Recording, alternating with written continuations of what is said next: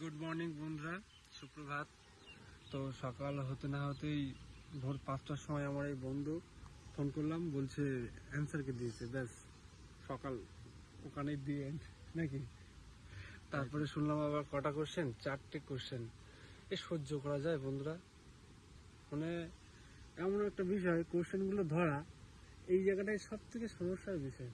সেটাই মানে কোশ্চেনগুলো যদি গুনিয়ে টোটাল কাট অফ মার্কসটা না হতো, এমনিতেই হচ্ছে একটা মোটামুটি নাম্বার, সে আর বলার মতো নেই। তারপরে সেখান দিয়ে আবার যদি 3-4 কমে যায়, সে ভরসা হারানোর একটা জায়গায় চলে যাবে নাকি। অবশ্যই। কি বলছিস?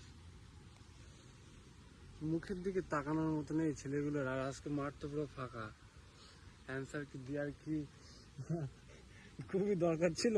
রেজাল্ট দিলে তো ভাই আরো ফাঁকা হয়ে যাবে। তো যাই হোক, এবার ফাইনাল কাট অফ কবে যাবে সেই নিয়ে আবার চিন্তা, টেনশন। তার মধ্যে যদি আবার কোনো সমস্যা হয়, নাও গেল ফেসে, এবার